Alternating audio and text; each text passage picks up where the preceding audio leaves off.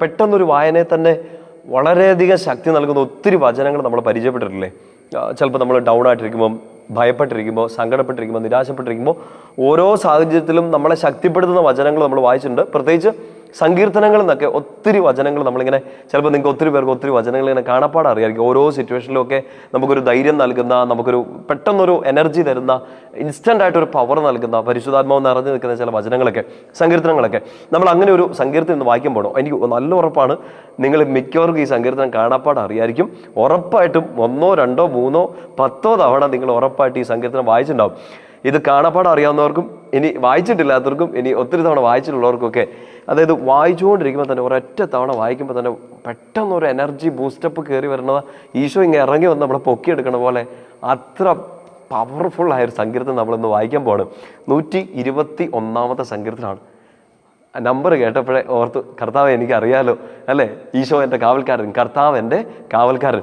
ഇത് ഈ ചില സിറ്റുവേഷനൊക്കെ ഇല്ലേ, നമുക്കിത് ഏറ്റവും നന്നായിട്ട് രാവിലെയൊക്കെ വായിച്ചാൽ ഡബിൾ പവറാണ്.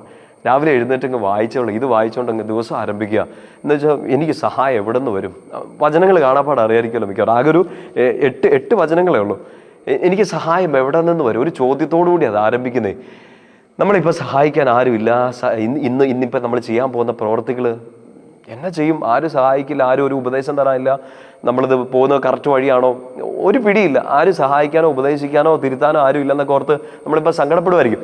ഒരുപക്ഷെ വലിയൊരു പ്രതിസന്ധി, അതിനൊരു ഉത്തരം ഇന്ന് കണ്ടുപിടിക്കേണ്ടതുണ്ടാവും. ചിലപ്പോൾ നിങ്ങൾ കൊടുത്തു തീർക്കാനുള്ള ചില പൈസ, ഇന്ന് പൂർത്തിയാക്കേണ്ട ചില കാര്യങ്ങൾ, ഇന്നുള്ളൊരു എക്സാം. നമുക്ക് നമ്മുടെ പരമാവധി നമ്മൾ പരിശ്രമിച്ചു, മനുഷ്യരും നമ്മളെ സഹായിക്കുന്നില്ല. കർത്താവേ, ഈശോയോട് തന്നെ ഒരു ചോദ്യം ചോദിക്കുകയാണ്, എനിക്ക് എവിടെ നിന്ന് സഹായം വരും?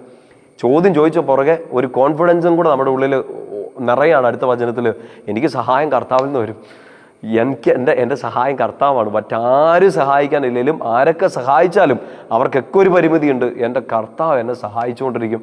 എനിക്ക് മുമ്പോട്ട് പോകാൻ പറ്റുമെന്ന് ഒരു പവർ കിട്ടുന്ന ഒരു സങ്കീർത്തനമാണ്. നമുക്കൊന്ന് ഒരുമിച്ചത് വായിക്കാം. നിങ്ങളുടെ കയ്യിൽ ഇപ്പം ബൈബിളൊക്കെ കയ്യിലെടുത്ത് പിടിക്കാൻ പറ്റുന്ന ഒരു സാഹചര്യം ആണെങ്കിൽ, വീട്ടിലൊക്കെ ആണെങ്കിൽ ഒന്ന് എടുത്തേക്കുക. ഇല്ലെങ്കിൽ ഇന്ന് എപ്പോഴെങ്കിലുമൊക്കെ ആയിട്ട് ഒന്ന് വായിക്കുക. അടുത്തൊരു കുറേ ദിവസങ്ങളിലേക്ക് ഇപ്പം നിങ്ങൾ വല്ല സങ്കടത്തിലൂടെയോ വലിയ പ്രതിസന്ധിയിലൂടെയൊക്കെ കടന്നു പോകുന്നെങ്കിൽ വരുന്ന കുറേ ദിവസങ്ങളിൽ എല്ലാ ദിവസവും രാവിലെ ഈ സങ്കീർത്തനം ഒന്ന് എടുത്ത് വായിച്ച് നല്ല ഉറക്കം അങ്ങ് വായിച്ച് പവർ നേടി സ്റ്റാർട്ട് യുവർ ഡേ. നിങ്ങളുടെ പഠിത്തം, നിങ്ങളുടെ ജോലി, ശുശ്രൂഷ എല്ലാം ഇതൊന്ന് വായിച്ച് ആരംഭിക്കും. ഇത് കാണാപ്പാടം പഠിക്കണം കേട്ടോ. 121 സങ്കീർത്തനം നമുക്ക് ഒരുമിച്ച് വായിച്ച് പ്രാർത്ഥിക്കാം. പർവ്വതങ്ങളിലേക്ക് ഞാൻ കണ്ണുകൾ ഉയർത്തുന്നു, എനിക്ക് സഹായം എവിടെ നിന്ന് വരും? എനിക്ക് സഹായം കർത്താവിൽ നിന്ന് വരുന്നു, ആകാശവും ഭൂമിയും സൃഷ്ടിച്ച കർത്താവിൽ നിന്ന്. നിന്റെ കാൽ വഴുതാൻ അവിടുന്ന് സമ്മതിക്കുകയില്ല, നിന്നെ കാക്കുന്നവൻ ഉറക്കം തൂങ്ങുകയില്ല. ഇസ്രായേലിൻ്റെ പരിപാലകൻ മയങ്ങുകയില്ല, ഉറങ്ങുകയുമില്ല.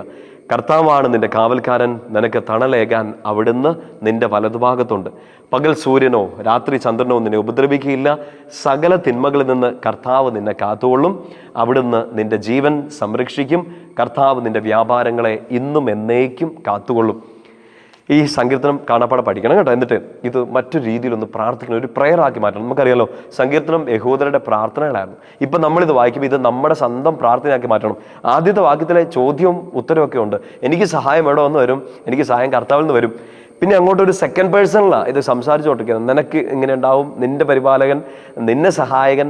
ഇത് നമ്മളൊന്ന് മാറ്റി പ്രാർത്ഥനയാക്കി വായിക്കണം. എങ്ങനെയാണെന്നറിയോ? പർവ്വതങ്ങളിലേക്ക് ഞാൻ കണ്ണുകൾ ഉയർത്തുന്നു, എനിക്ക് സഹായം എവിടെ നിന്ന് വരും?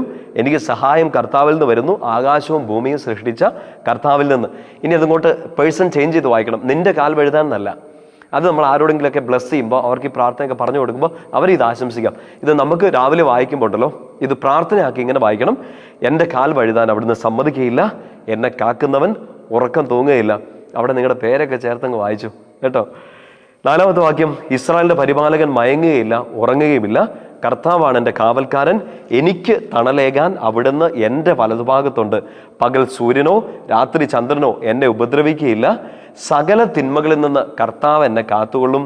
അവിടുന്ന് എൻ്റെ ജീവൻ സംരക്ഷിക്കും. കർത്താവ് എൻ്റെ വ്യാപാരങ്ങളെ ഇന്നും എന്നേക്കും കാത്തുകൊള്ളും. അവിടെ നിങ്ങൾ പ്രയറാക്കി മാറ്റണം ഇത്. കർത്താവ് എൻ്റെ വ്യാപാരങ്ങളെ എന്നുള്ളിടത്ത് എൻ്റെ പഠിത്തത്തെ, എൻ്റെ ശുശ്രൂഷയെ, എല്ലാ കാര്യങ്ങളും, നിങ്ങൾ ഇന്ന് എന്ത് കാര്യത്തിന് വേണ്ടി ഇറങ്ങുകയാണോ ഇത് വായിച്ച് പ്രാർത്ഥിച്ചിറങ്ങിക്കോ. എല്ലാ നന്മകളും കർത്താവ് അനുഗ്രഹമാക്കി മാറ്റും. നിങ്ങൾ തുടങ്ങി വെച്ചതൊക്കെ കർത്താവ് പൂർത്തിയാക്കാൻ സഹായിക്കും. ഇടയ്ക്ക് വെച്ചൊന്ന് ഇട്ടേച്ച് പോകാൻ തോന്നിയാൽ, ഇടയ്ക്ക് മടുത്തു ആരും കൂടെയില്ലെന്ന് തോന്നിയാലും കർത്താവ് നിൻ്റെ കാവൽക്കാരനാണ്. നിന്നെ സഹായിക്കാൻ ആരും കൂടെയില്ല. നിന്നെ ഉപദ്രവിക്കുന്നവർ ഒത്തിരി പേര് ചുറ്റുമുണ്ടാകും. നിന്നെ സഹായിക്കാൻ സ്വർഗം തുറന്ന് കർത്താവ് കൂടെ നിൽക്കുകയാണ്. ആ നോക്കുന്ന ഒരാൾ, സഹായിക്കുന്ന ഒരാൾ ഉറക്കം തൂങ്ങില്ല, മാറി നിൽക്കില്ല, മടുത്തു പോവില്ല. നിന്നെ സഹായിക്കാൻ നിൻ്റെ ദൈവം നിൻ്റെ കൂടെയുണ്ട്. ഒന്നും ഉപദ്രവിക്കാതെ കർത്താവ് നിന്നെ പൊതിഞ്ഞു പിടിച്ചോളും. സങ്കീർത്തനം 121 വായിക്കണം. അതിൻ്റെ മുഴുവൻ അഭിഷേകവും ഒട്ടും കുറയാതെ നമ്മുടെ ജീവിതത്തിൽ നമ്മൾ ചെയ്യുന്ന എല്ലാ കാര്യങ്ങളും നിറയട്ടെ. ഈശോയുടെ നാമത്തിൽ 121 സങ്കീർത്തനത്തിൻ്റെ എല്ലാ അഭിഷേകവും നിങ്ങളിലേക്ക് പകർന്നു തന്നുകൊണ്ട് അതിൻ്റെ എല്ലാ കൃപയും നിങ്ങളിലേക്ക് ആശംസിച്ചുകൊണ്ട് ഞാൻ നിങ്ങളെ അനുഗ്രഹിക്കുകയാണ്, പ്രാർത്ഥിക്കുകയാണ്. 121 സങ്കീർത്തനത്തിൽ നിങ്ങൾ വായിക്കുന്ന ഓരോ വചനഭാഗത്തിൻ്റെ അഭിഷേകം 100 മേനിയായി നിങ്ങൾ ചെയ്യുന്ന എല്ലാ പ്രവൃത്തികളും ഉണ്ടാവട്ടെ. കർത്താവ് നിനക്ക് കാവലായിരിക്കട്ടെ. നിൻ്റെ എല്ലാ വ്യാപാരങ്ങളെയും കർത്താവ് നോക്കട്ടെ. പകൽ സൂര്യനോ രാത്രി ചന്ദ്രനോ നിന്നെ ഉപദ്രവിക്കില്ല, ഒന്നും നിന്നെ തൊടില്ല. നിന്നെ കാക്കുന്നവൻ ഉറക്കം തൂങ്ങില്ല. നിനക്ക് സഹായം കർത്താവിൽ നിന്ന് വരും. പിതാവിൻ്റെയും പുത്രൻ്റെയും പരിശുദ്ധാത്മാവിൻ്റെയും നാമത്തിൽ ആമേൻ.